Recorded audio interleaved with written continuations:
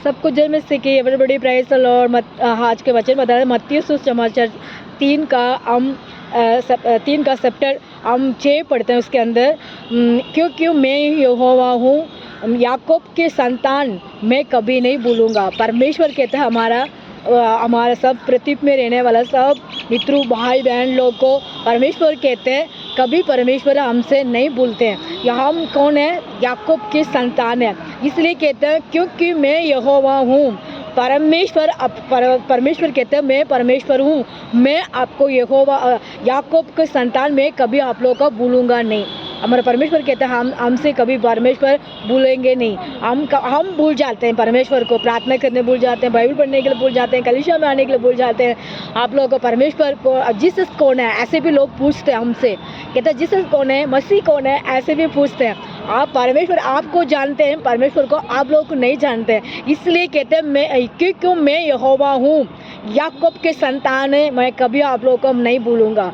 सब इंडिया के अंदर, सब देश के अंदर, सब पृथ्वी में रहते हैं, सब भाई बहन लोग को भी परमेश्वर कभी नहीं भूलते हैं। परमेश्वर हमारे लिए साथ रहता है, हमारे लिए संग में रहता है, हमारे लिए पास में रहता है, हमारे लिए मदद करने के लिए रहता है। इस सुनने वाले सब भाई बहन लोगों को आप विश्वास करो, आप परमेश्वर के पास आ सकते हैं। आप ये मतलब वचन में ये कहते हैं हम सोचते हैं हमारे लिए पूछने वाला कोई है नहीं, हमारा कौन है, जीसस कौन है ऐसे भी हम लोगों को जवाब देते हैं। इसमें कहते हैं परमेश्वर सबको ढूंढने के लिए आता है, सबको परमेश्वर पूछने के लिए आता है। कैसे पूछने के लिए आता है? इसमें मैं छोटे से जैसे कहानी जैसे मैं बताती हूँ।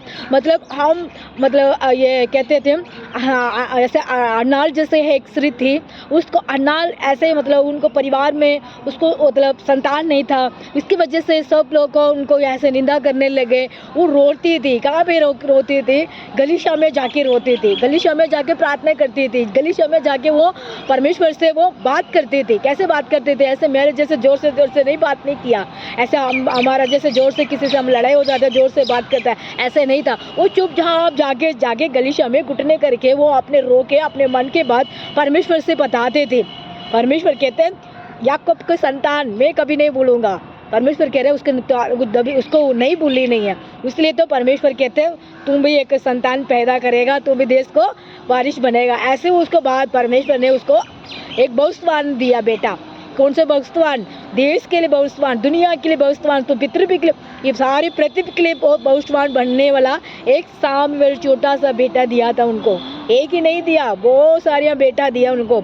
इसलिए दिया वो मन परमेश्वर को पास वो दी थी, प्रार्थना करती थी, उसकी वजह से उनको संतान भविष्यवाणी बोलने लगे, बस भविष्यवाणी करने लगे, भविष्यवाणी मतलब प्रार्थना करने लगे। इस समय में आप लोगों को भी परमेश्वर मेरा कष्ट में मुझे कोई नहीं मेरे सुनते नहीं है, मेरे कष्ट में कोई नहीं मुझे देख नहीं रह रहा है।